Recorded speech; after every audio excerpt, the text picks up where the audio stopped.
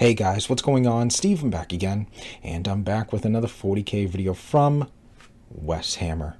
So, the topic for today's video is top 8 most legendary tanks in Warhammer 40k. Now, I'm not sure how he's going to go by what makes a legendary tank. I don't know if we're going by most recognizable tanks, for like example, when you think of tanks, what do you think of? RHINO, Land Raider, Leman Russ. Those are some tanks that come to mind, and those tanks have been around for a very, very long time. I mean, I had those tanks back when I played in, what was it, 4th edition? 5th edition? I don't remember which edition it was. I think it was 4th or 5th, I think. I have to dig out my old rule book, but yeah, I was back in, I don't know, 2006, 2007, 2008, during that time period. So, I mean, those tanks have been around for a very long time. So I don't know if he's going by that, or if we're going more of a lore route, I don't know, maybe these tanks or a unit or a squad or a platoon or whatever you want to call it was going on a mission. They got ambushed, only one tank survived and continued on, went deep behind enemy lines and finished the mission and made it out alive. And thus becoming, the legendary tank that survived the ambush and went behind enemy lines and did what it needed to do and got out legendary. I don't know. I don't know how he's going to be judging what makes a legendary tank, so should be interesting. Alright, so yeah, let's get on to the video and see what these top 8 most legendary tanks are. Here we go. I don't know about you, but I'm a fan of big tanks. And I don't think there's a single franchise on Earth that wouldn't have at least been made a lot more interesting with a couple of BANEBLADEs thrown in the mix. And the tanks in Warhammer 40k are some of the coolest I've ever seen. They've got tanks that can fly, tanks the size of freaking houses, and in case you forgot what franchise this is, tanks with missile launchers in the shape of ornate hyperwings. But what makes a tank the best tank? Only 40k can do something like that. Their durability, practicality, or is it just the coolness factor? Well, today we're going to get to the bottom of that, as I've created a list of my picks for the top 8 best tanks in 40k. But before we dive into that, did you know Warhammer 40k is coming to World of Tanks? And they're this week's sponsor. So a quick shout out to them, and then we're going to dive headfirst into the Grimdark. Stay tuned. The grimdarkness of the Warhammer 40k universe has come to World of Tanks with their latest Battle Pass. And if you're not familiar with it, World of Tanks is a free-to-play, massively multiplayer online wargame featuring an absolutely massive amount of tanks, with 5 different unique classes to choose from, including light, medium, and heavy tanks, as well as tank destroyers and even artillery. In the 40k also did World of Warships, that was fun too. Or standard template construct has been located.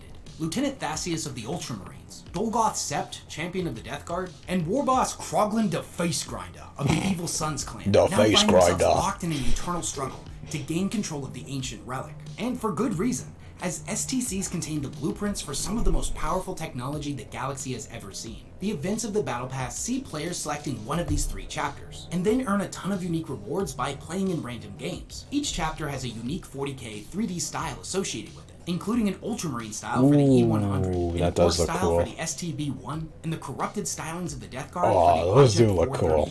And in my free time, I've been playing a whole lot of World of Tanks. I love how much weight is behind each of these vehicles. It really but since this video's all, they probably don't even do these anymore. But by my own admission, I'm a filthy casual. I learned the hard way that charging ahead of my team into the middle of an open field was a quick way to end up dead.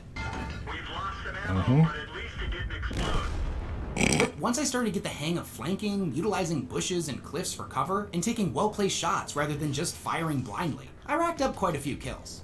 I found the game to be quite immersive and challenging, and ultimately really enjoyable. If you're a big fan of tanks or just appreciate I would go back and play it again, but now has never been a better time to start playing. I got Diablo 4. That's going to keep me busy for link in the description of this a long time. And use the code TANKMANIA when you register an account. You'll instantly unlock your own tier 5 tank, the Excelsior, 250k credits, 7 days of premium access, and 3 tier 6 rental tanks for 10 battles each. That's going to give you a big head start on the competition. Thanks again to the awesome people over at World of Tanks for sponsoring this video, and let's get into the Grimdark. In at number 8 we have the RHINO. The humble RHINO is one of the most widely used and trusted of all Space Marine ground transports. Its origins can be traced back to the days of the Great Crusade, when the legions of Space Marines were sent out to reunite all of humanity under one banner. Or, more accurately, sent out to conquer the galaxy. It was the perfect balance of armor and speed that could quickly deliver a payload of Marines to and from important tactical positions. Like with most of the Imperium's vehicles, the RHINOs were also utilized by the forces of chaos as well. Of course. However, millennia of mutating exposure to the warp has caused some of them to gain a demonic sentience. And there are reports of RHINOs within the forces of the traitor legions literally eating the Space Marines they are tasked with ferrying into battle. What makes the RHINO so special is its unmatched versatility. Not to mention its pretty straightforward design that makes its repairs and productions pretty easy in comparison to some of the other marvels of engineering employed by the forces of mankind. It's also incredibly adaptable. The RHINO chassis actually serves as pretty much a blank canvas for a wide array of variations. Many of which have become so widely used Predator tank. that they are often mistaken as completely unique vehicles. The missile tank in the back. Like the Predators, Whirlwinds, Vindicators, and the Exorcist, just to name a few. The Predator variant replaces its transport capacity in exchange for more powerful generators, ammunition, and multiple auto or las cannons, transforming the RHINO from something primarily designed to protect life to an engine of death designed to take it. The Whirlwind deviates from the original designs by mounting a Whirlwind missile launcher on top of the tank. This gives the vehicle the ability to deliver a powerful salvo of missiles from an exceptionally long range away to strike at enemy forces behind cover. Whereas the Vindicator variant has a forward-mounted demolisher cannon, framed by what is known as a siege shield. This offers much more forward-facing protection, and the Vindicator serves as a mobile wrecking ball that can topple enemy fortifications with relative ease. Now, although it's most commonly associated with the Space Marines, the RHINO has actually been used by a wide array of factions within the Imperium, including the Inquisition, Adeptus Custodes, and the Adeptus Sororitas, who, in my opinion, have created the coolest, most 40k version of the RHINO known as the Exorcist, or as some people prefer to call it, the piano tank. The Exorcist utilizes a long-range melt-to-missile system similar to that of the Whirlwind, but in the shape of ornate pipe organs, often being deployed in a formation of dozens of such tanks known as a Chorus of Faith. An Exorcist squadron can melt sounds pretty under cool. a torrential downpour of missiles, the Sister's judgment raining down upon the enemy as if from heaven itself. In number 7, we have the Orc tanks, and I mean all of them. There's a lot of amazing things to love in the 40k universe, but nothing quite does it for me quite like Orc engineering. Orc tanks are much like the Orcs themselves. Brutish, crude, cheap, and above all else, incredibly effective. Unlike with other species that have a vast classification system for just about every nut and bolt used in their construction, leading to multiple dozens of different variants of the same tank, all with different names, histories, and purposes. This isn't really how the Orcs operate. The Imperium has classified a few different variants, such as battle wagons, looted wagons, or kill cruises. Could you just imagine trying to identify like Orc tanks? But you won't find a long storied history or catalog of production notes on any Orc vehicles. All of their tanks are created by what are known as mech boys, Orcish engineers that seem more like mad scientists than anything else. They're responsible for making and upkeeping all of the equipment the Orcs use, and are seemingly limited only by their crazy imagination and what they can come up with. For gaming purposes, there are many different named vehicles, such as battle wagons, kill cruises, looted wagons, trucks, etc.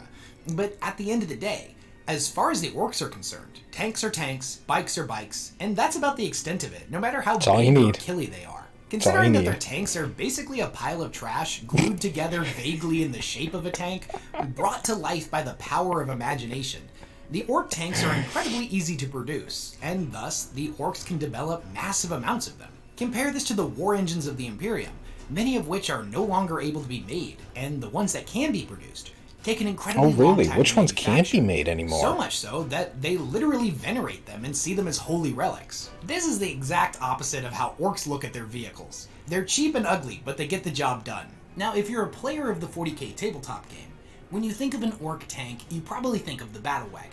And although there's a standard model for it in the game, in look books, at the Guardsman the and battle Pale wagon can take millions of different forms, every single one of them being completely unique, as they were made out of whatever material the mech boy could get his hands on. And whatever war boss commissioned it from him probably had his own unique tastes. Battle wagons are traditionally large vehicles covered in armor, designed to transport Orcs into combat. There's nothing the greenskins like more than quote-unquote getting stuck in a fight, and anything that gets them faster is worth having on the battlefield. Most of these vehicles have some kind of internal chamber for the orcs to be in, while other times, a battle wagon can just have dozens of orcs hanging off of the side from a bunch of crudely slapped on handholds. Fun fact, in the 40k tabletop game, vehicles that can carry troops normally have a maximum capacity. Tiny vehicles can carry around 5 models, while larger ones can carry between 10 and 20, with larger models taking up more spots. Right. The battle wagon, way back in the day, used to have a unique special rule where it could carry as many orcs as you could physically stack on top of it. So this would lead orc players to Jengaing together a massive tower of orcs standing 1.5 feet in the air, careening forward into the enemy. And trying to think of what that would actually look like I from would the love Space to see Marines' that. perspective that are trying to fight the orcs brings me endless amounts of joy. I would And here's love the to most see important that. thing about orc That would be tanks. fantastic. They're definitely ugly and shoddily built, and they may be missing some of the more intricate refinements of the Imperium's vehicles. Like but an the engine. one thing they're not lacking Ammo. is firepower. Any weapon that you can think of, the orcs have some kind of variation that they include on their vehicles. This can take the form of cannons, kill cannons, def guns, zappas, and lobas. And they're not just limited to ranged attacks either. It's very common to see them equipped with melee armaments as well, such as a grabbin' claw or wrecking balls. Their overarching design philosophy is to make their vehicles as killy as possible. And the orcs' logic on this actually kinda makes a lot of sense the more I think about it. 1 gun is good, 2 guns is even better. And if 2 guns is good, then hundreds of guns is best. And if hundreds of guns is best, then why not also give the tank chainsaw arms? Or a giant spiked Pimp my death tank. roll on the front of the vehicle? It's You almost guys like old what a enough for that 5-year-old show? would Pimp my invent ride. if you told them to use their imagination and design the most dangerous tank We heard you ever like built. guns, so And we I put don't mean guns that on as your an guns insult on to your the orcs, guns. Because as anyone with a 5-year-old will tell you, they are dangerous. And a lot of the time, the orc tanks don't even start off as their own creations. It's very common for them to steal tanks from other species, or loot them after a battle. They take them back to the mech boys who repair them, and then quote-unquote, make them even better by adding more orc stuff to them. This can include replacing the weapons or gluing on copious amounts of armor paneling, or most commonly, loading them up with as much DACA as possible. And it's not that the orcs don't appreciate human weapons, but why use the built-in Lehman Russ's Demolisher cannon when you can replace it with an orc boom cannon? It makes a louder noise, so thus it's better. And the more I think about it, the harder it is for me to find a fault in their logic. It all just makes so much sense. More guns is better, and the more orc stuff glued onto it, the even betterer it is.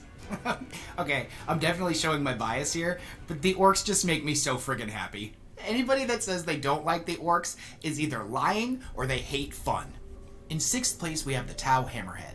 Oh, Named after the okay. ancient Terran species of shark that shares a similar appearance with it, the Hammerhead gunship is the main tank utilized by the Tau Empire. Regardless of how you feel about the Tau, the Hammerhead is a tank that absolutely demands respect for its sheer unrelenting destructive capability. Now, Had the very Tau are long renowned range, for I believe. specializing in range warfare, striking the opponent hard and fast, and crippling anything that would pose a significant threat to the hunter cadre. The Hammerhead fills this role perfectly, as it is able to engage and destroy most vehicles in a single shot from a considerable distance away. Like many of the vehicles It's on like a this 72-inch list, the range, Hammerhead can strength be equipped 10. with different weapon loadouts and battle systems to assist in a wide array of different battlefield roles.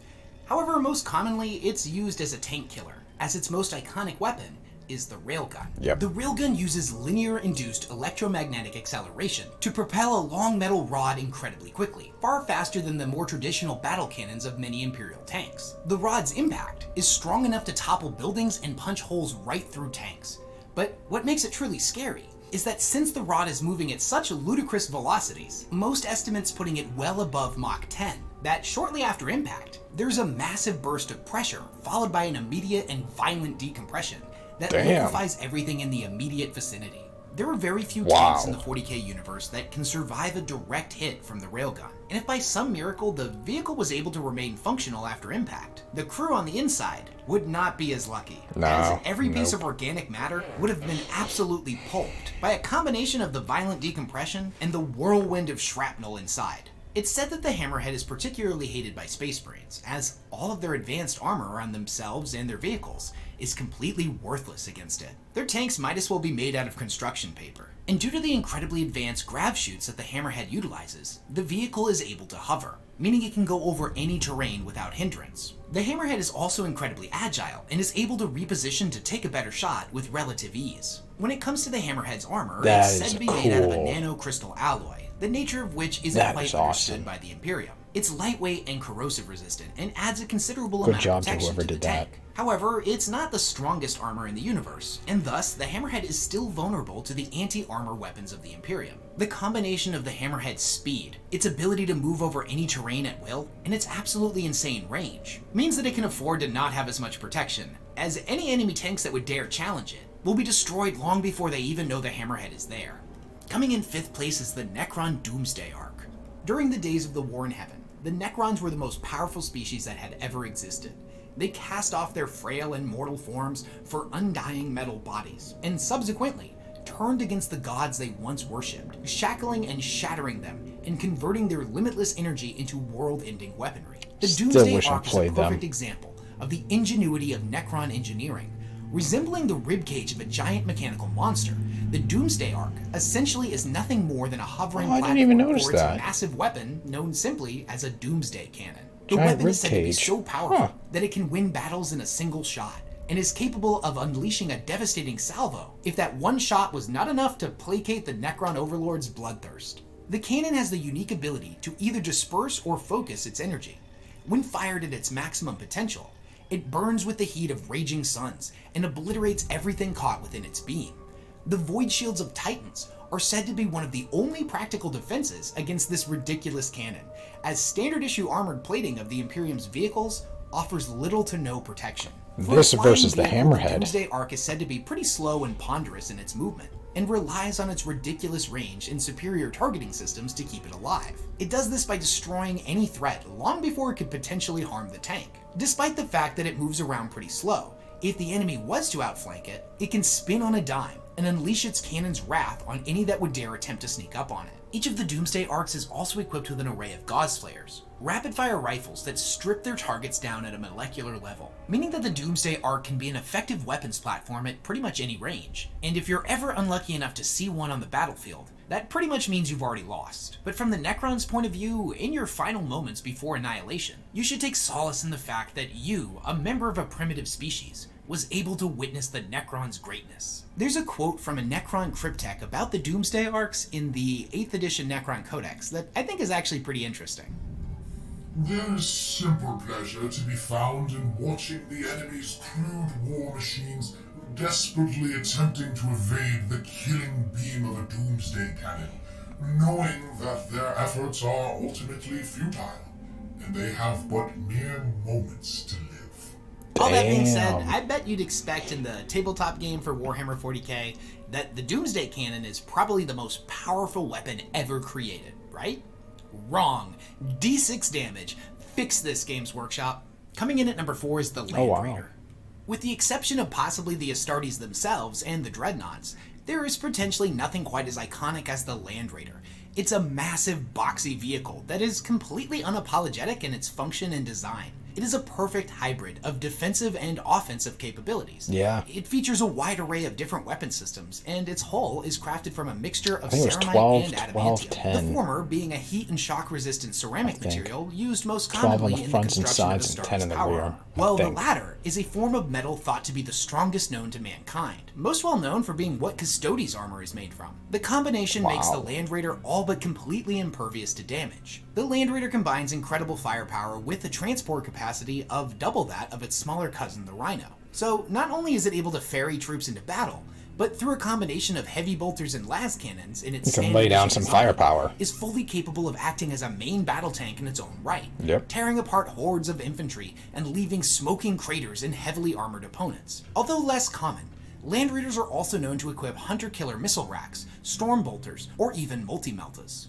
And the Land Raider can trace its origin back over 10,000 years, before even the founding of the Imperium. But it wouldn't become quite as widespread and iconic until the Emperor deployed it with his Space Marine legions and sent them out during the Great Crusade. The Land Raider was such an unbelievably valuable asset to the legions that an entire Forge World was dedicated solely to their production. Thousands of years later, in the 41st millennium, the Land Raider is still able to be produced, unlike most of the other lost relics of mankind.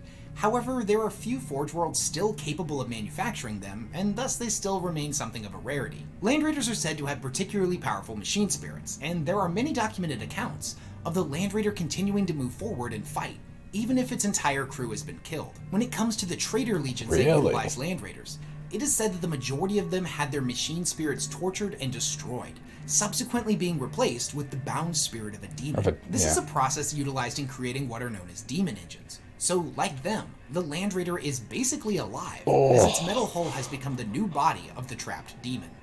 In third place, we have the Eldar Falcon. That is horrible. The Falcon is the main and potentially most common tank utilized by the Eldari.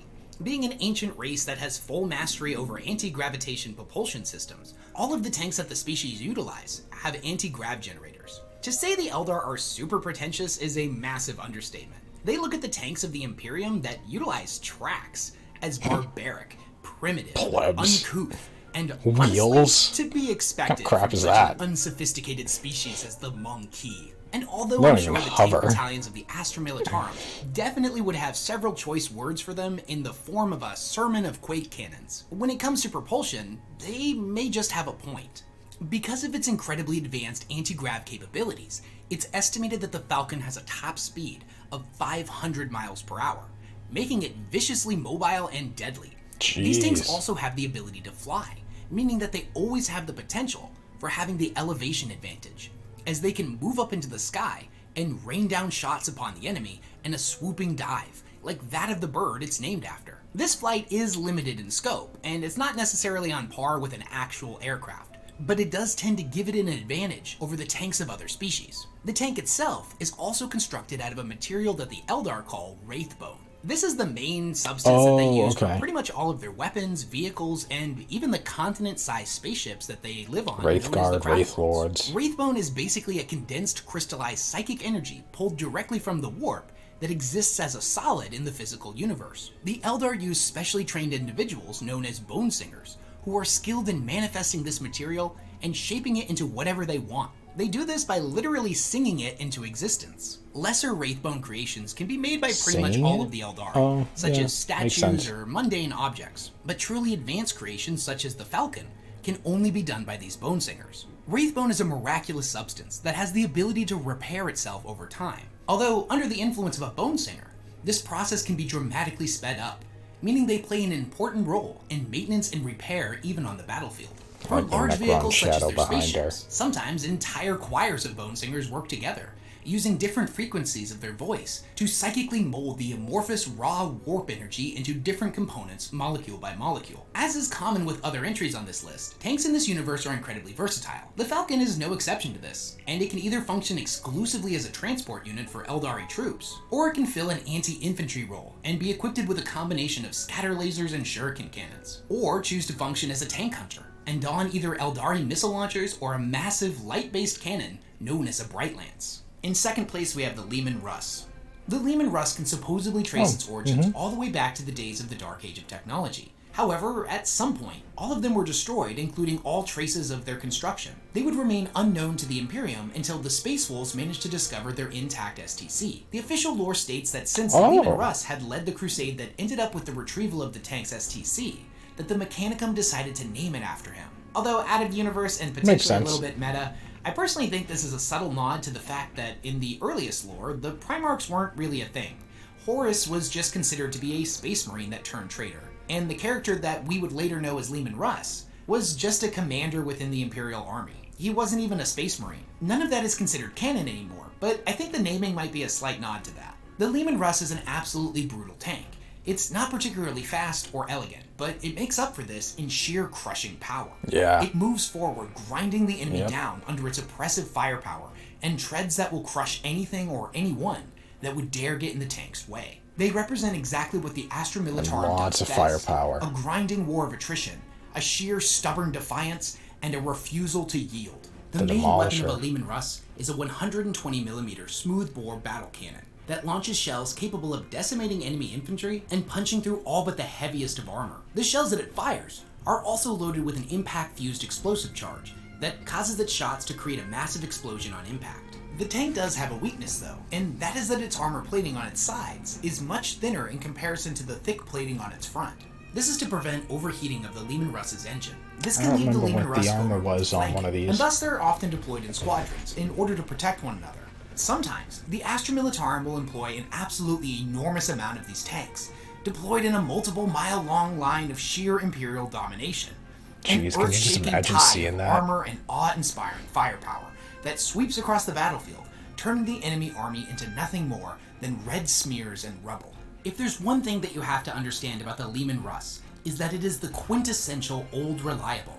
It has been in service for thousands of years, thanks to its superior engineering, and the good old-fashioned elbow grease of the men and women of the Astra Militarum. It may not be incredibly fast, like the ELDAR FALCON. It may not have the latest technology, like the Tau Hammerhead. It may not even have the versatility of the Space Marine Land Raider. But just like a good soldier, it can be relied upon to do its job, without failure and without complaint. It's a tank that knows exactly what it is, and it makes no apologies for it. It's crude, ugly, dirty, greasy, and clunky. And the members of the Imperial Guard wouldn't have it any other way. But it does its job. Coming as a surprise to absolutely no one, in first place we have the BANEBLADE. Ooh, the BANEBLADE is an armored god of war, an absolute legend amongst the forces of the Astra Militarum. Someone actually bought a Forge World one once. It was cool. It was awesome. They are so massive that they require a minimum of 10 crewmen in order to operate. Yeah. These include a tank commander, tactical officer, driver, primary and secondary gunners, primary and secondary loaders, a tertiary gunner, and a tertiary loader. And not to mention at least one dedicated member of the Mechanicus, who assists in repairs and maintenance, and initiates the mandatory rituals in order to keep the Baneblade's machine spirit appeased. Now, despite their outward appearance, they're less of a tank and more of a heavily armed fortress on tracks, serving as an ideal command center for the commanders of an Astra Militarum force. Seeing a Baneblade on your side of the battlefield is an absolutely inspiring moment. Then even the most courageous of species by the esteemed generals of the Astra Militarum. They are absolutely monstrous vehicles, designed to stand in defiance against any that would threaten the sanctity of the Emperor's Imperium. And any guardsman that sees one will be more than thankful it's on their side. The Baneblade can deal with a wide array of different enemy types, as it is covered in heavy bolters designed to shred enemy infantry, while its massive mega battle cannon can obliterate even the most heavily armored enemy combatants, such as other tanks or even enemy titans. Now, just for reference, the mega battle cannon used by the Baneblade has a barrel around 10 meters in length and fires a shell that's about a meter long. Each of these shells is rocket assisted, meaning that after the shell leaves the barrel of the gun, the rockets can kick in to increase its speed or maintain it over the bullet's distance. This means the Baneblade can hit targets over a kilometer away, and when the shell makes impact, it's said that it can leave a hole in heavy armor large enough for a full-grown man to walk through. Saying that the Baneblade is huge, I feel is kind of an understatement. Its main chassis weighs around 316 tons, not including all of its additional armor. Just doing what he can with his bolter. It's around 46 feet long, 28 feet wide, and about 21 feet tall. And that's not including the gun on top of it. So this thing is about as tall as a two-story building. The very first Baneblades were produced on Mars, and to this day, the Martian tech priests view the original Mars pattern Baneblades as the closest iteration to the machine god's will. And the fact that other Forge Worlds have deviated from these designs and iterated on them is definitely something that annoys them to no end. Most of these variants are remarkably similar, normally just adopting different weapon systems. These include the Hellhammer, which replaces the Mega Battle Cannon with a Hellhammer cannon, or the Stormhammer, which replaces the same battle cannon with a twin-linked version, a second set of twin-linked battle cannons mounted on the front hull, those are pretty cool, and an extra set of sponsons. And if that wasn't enough, it also has a multi-laser system that can be replaced with up to 7 las cannons. It can also take heavy bolters, heavy flamers, a hunter-fire missile rack, and a bevy of other loadouts. At the end of the day, a Stormhammer can go into combat with around 20 different powerful guns, making it the undisputed king of raw firepower within the Imperial Guard, and potentially one of the most dangerous vehicles the Imperium has ever used. And when I was a kid, I was absolutely obsessed with this thing. I love that it was one of the oldest tanks still being used, and that, being as it was a product of an STC, there was this whole mysterious background about its origins, that it was supposedly based off of ancient, perfect designs, and was thus worshipped by the cult Mechanicus. I thought it was so cool that the most powerful tank that the Imperium could make, one that was supposedly based off of designs from a time of super advanced technology that had since been lost, suspiciously looked incredibly similar to the tanks we utilize in the modern world.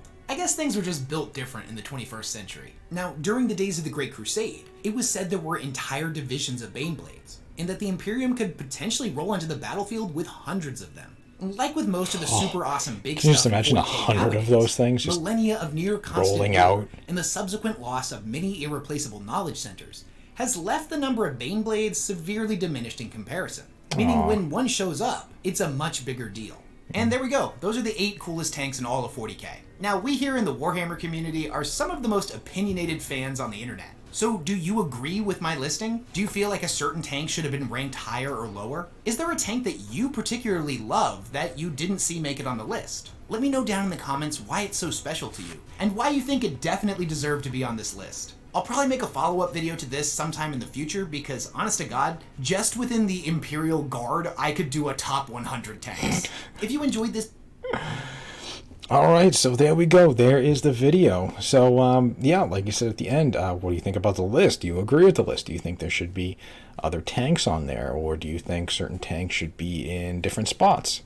Yeah, that would let me know about that one. But yeah, that's very cool about the Baneblade. One dude at our store actually bought one.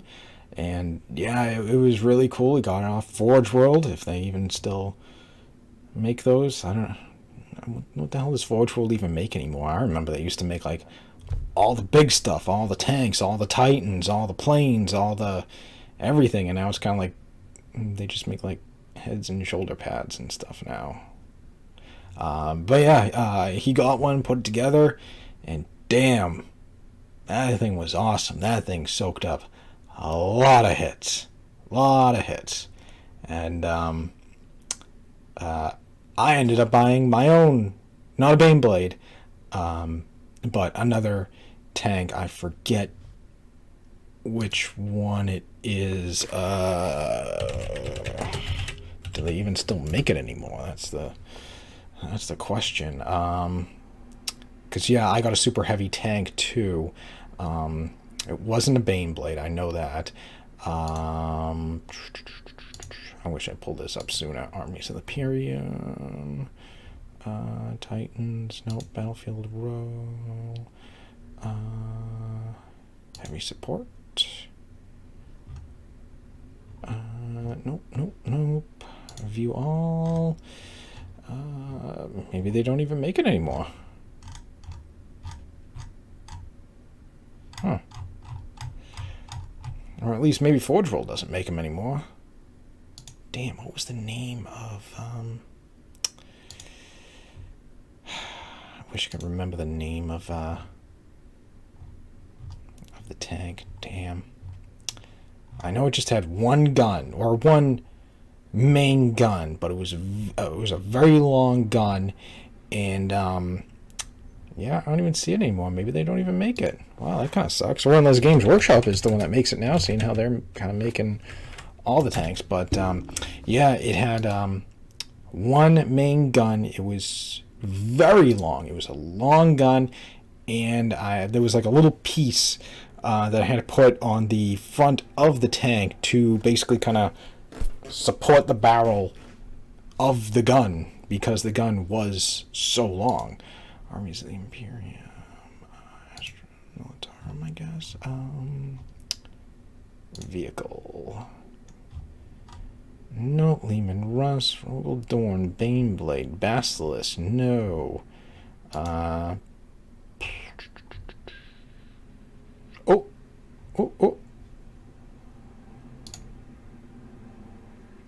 I think I found it.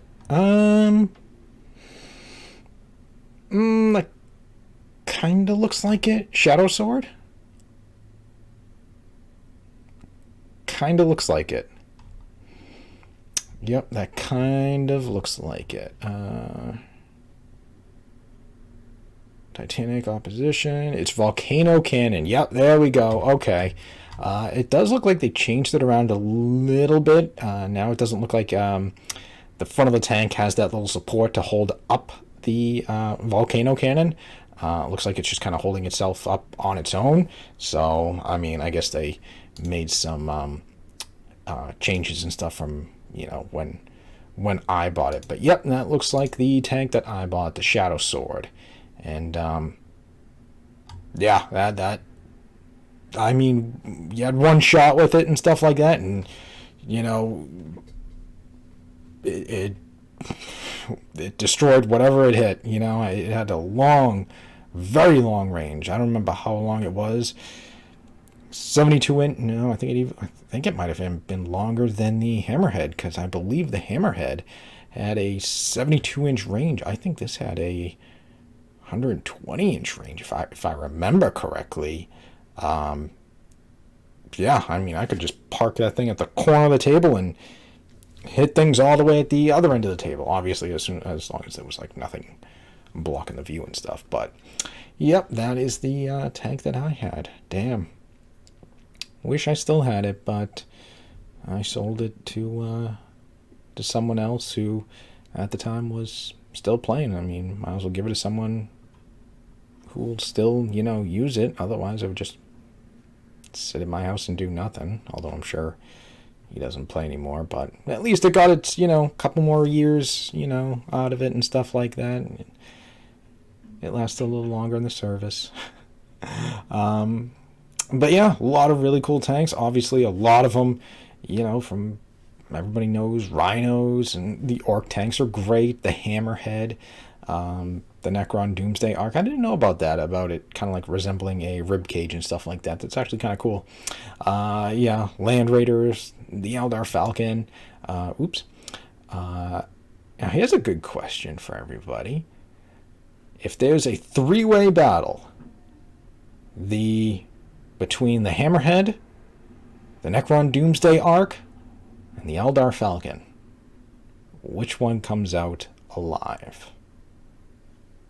I think that'd be very interesting, because obviously the tower are extremely advanced, the Necrons are very powerful, and of course the ELDAR has a lot of really good technology as well. So out of those three,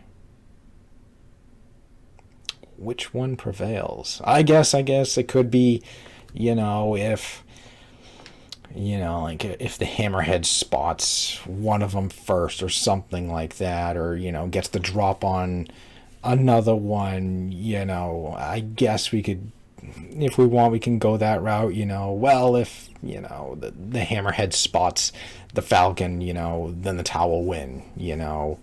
But I guess just in a straight up no ambush scenario, just all three tanks together, just to go at it, who would win? That'd be interesting to know.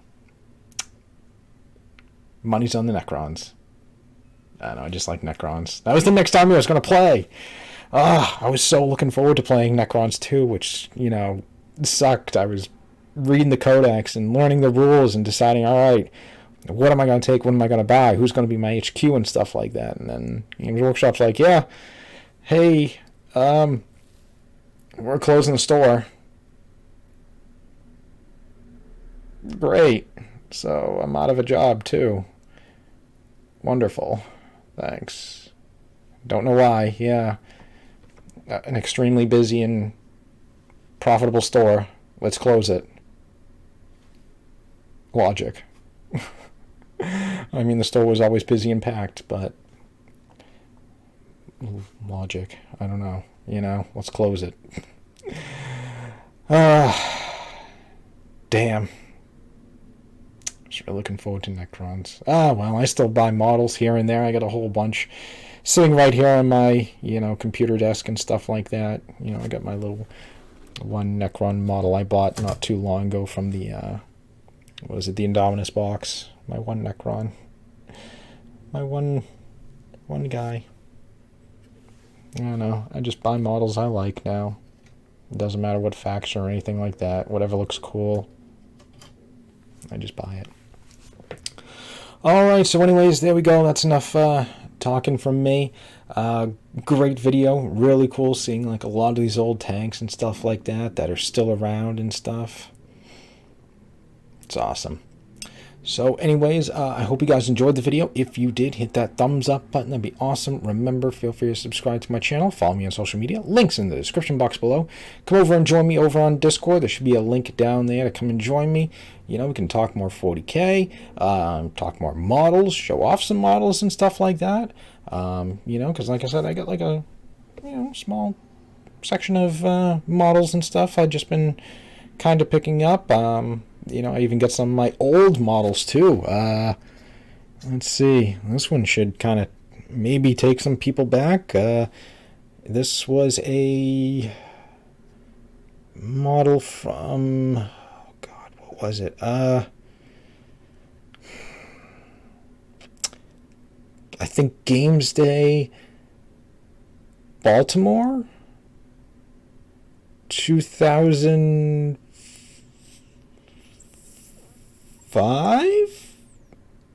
6, I think.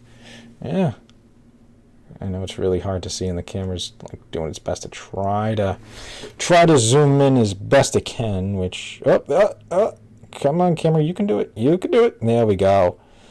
Yeah, Power Fist and Stormbolter. But yeah, if I remember correctly, he was from Doomsday, Baltimore, 2005 or 2006. I don't remember which one, but yeah, got that. And you know, I got a whole bunch of other old school models and stuff like that still kind of floating around. So you know, come over and join me over on Discord, and yeah, I can, you know, take some pictures of some of the old models and, you know, show me your artworks and stuff like that. You know, let me know. But other than that, yeah, just stick around. More videos are on the way, and I will see you guys next time.